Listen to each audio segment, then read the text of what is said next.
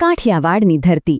અહીં કેટલીક વાર્તાઓ તલવારની ધારે નથી લખાતી, પણ પ્રેમ, ત્યાગ અને કર્તવ્યની અગ્નિ પરીક્ષામાં ઘડાય છે.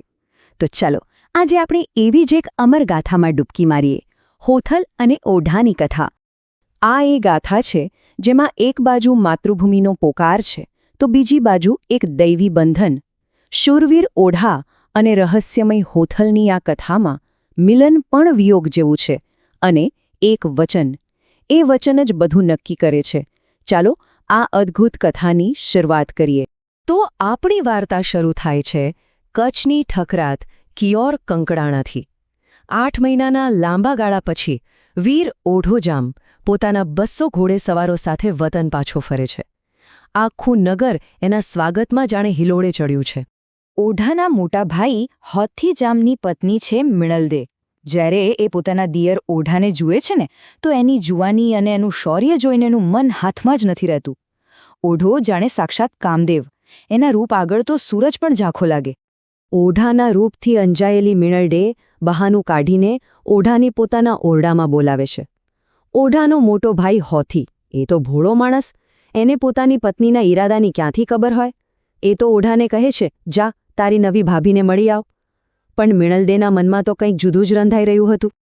મિણલદેના ઈરાદા પારખીને ઓઢો તો જાણે ચોંકી જ જાય છે. એ તરત જ પાછો હટી જાય છે અને ખૂબ જ વિનમ્રતાથી કહે છે, ભાભી, તમે તો મારે માતા સમાન છો. તમારા પતિ મારા મોટા ભાઈ છે. એ સ્પષ્ટ શબ્દોમાં સમજાવે છે કે ગાય, ગોરાણી, સગોત્રી અને ભાઈની સ્ત્રી, આ ચારેય વસ્તુઓ અખાજ કહેવાય, એટલે કે એના પર ક્યારેય કુદ્રષ્ટિ ન કરાય. ઓઢાએ ના પાડી એટલે મિણલદેનું અભિમાન ઘવાયું. એનો અહમ એટલો દુભાયો કે એણે ક્રોધમાં આવીને પોતાના પતિ હોથી પાસે જઈને ખોટા આંસુ સાર્યા અને કહ્યું કે ઓઢાએ એની લાજ લેવાની કોશિશ કરી. બસ એના આંસુ અને આરોપો સામે બિચારો હોથી લાચાર બની ગયો. પોતાના લખમણ જેવા ભાઈ પર એને શંકા ગઈ અને મિણલદેની ધમકી સાચી પડી.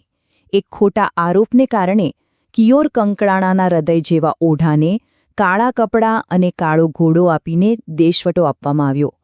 વિચાર તો કરો, જે ભૂમિનો એ રક્ષક હતો એ જ ભૂમિ પરથી એને અન્યાયપૂર્વક કાઢી મૂકવામાં આવ્યો.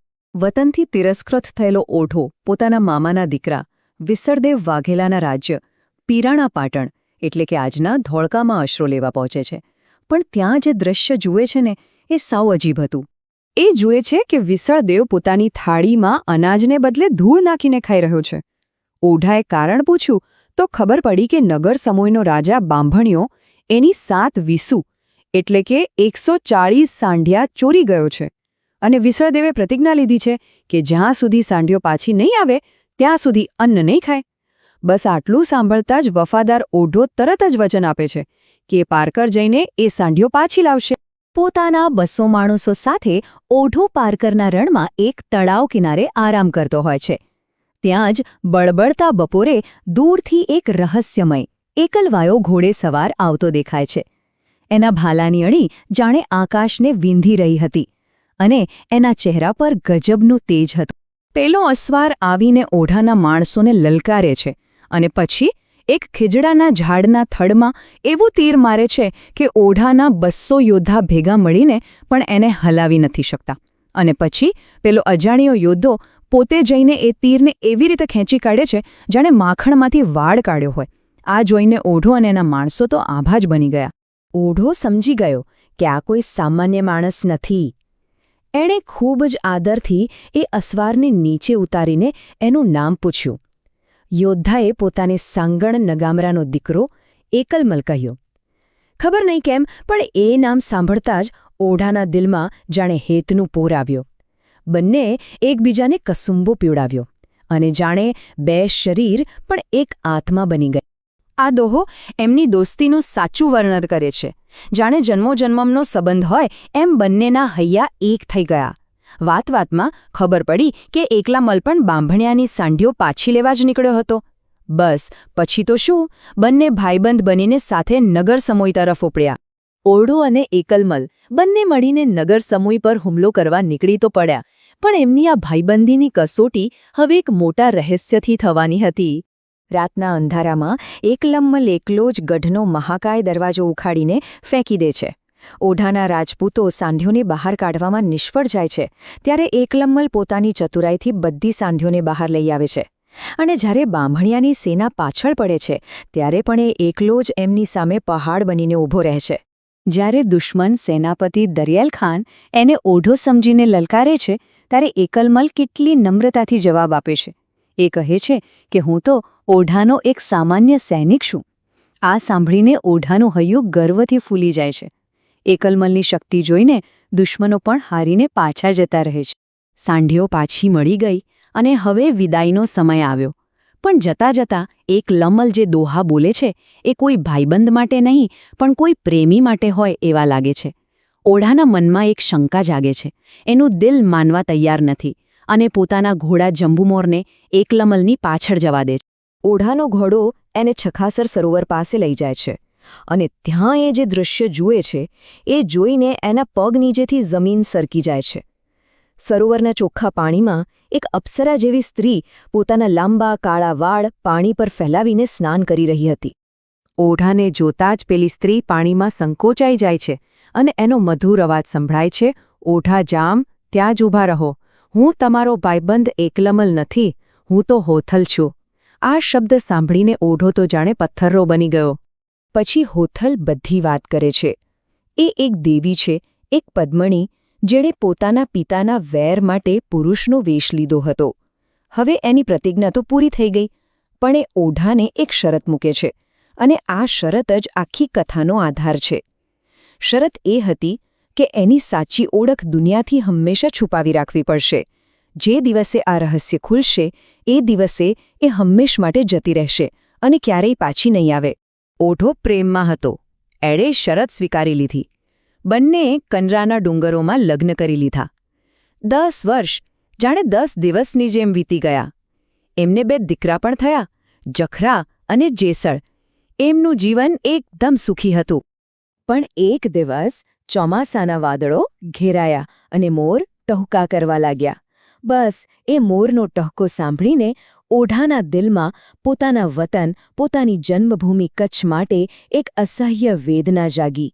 એ પોતાની માટીને યાદ કરીને નાના બાળકની જેમ રડવા લાગ્યો.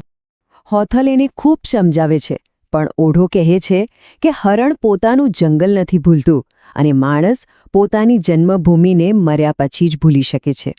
જન્મભૂમિની માયા એને પાછી ખેંચી રહી હતી. ઓઢાની આ હાલત જોઈને હોથલનું હૃદય પીગળી ગયું. એણે છેવટે પોતાનું એ શાંત જીવન છોડીને ઓઢા સાથે મનુષ્યોની દુનિયામાં પાછા આવવાનું નક્કી કર્યું. પણ આ નિર્ણય એમના સુખી જીવનનો દુઃખદ અંત લાવવાનો હતો. પિરાણા પાટણમાં એમના 15-16 વર્ષના દીકરા જેસળ અને જખરા એક આદમખોર સિંહને મારી નાખે છે. આખા રાજ્યમાં એમની વાહવાહી થાય છે. ભરેલી રાજસભામાં સૌ કોઈ પૂછવા લાગે છે કે આવા શૂરવીર દીકરાઓની માં કોણ છે, એમનું મોસાળ કયું છે. અને ઓઢો એક ભયંકર ધર્મ સંકટમાં ફસાઈ જાય છે.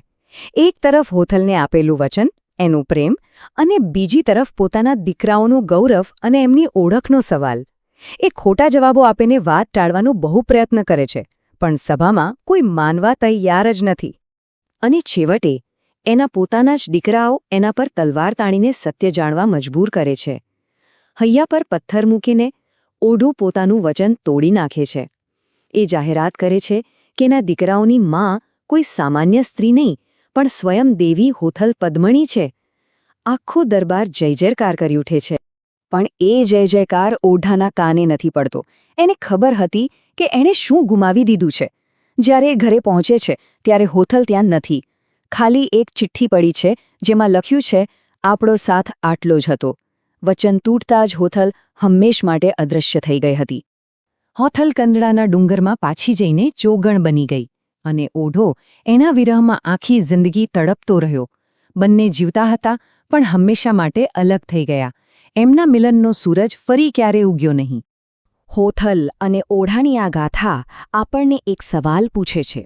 જ્યારે પ્રેમ અને કર્તવ્ય વચ્ચે પસંદગી કરવાની આવે ત્યારે શું ખરેખર કોઈ જીતી શકે છે?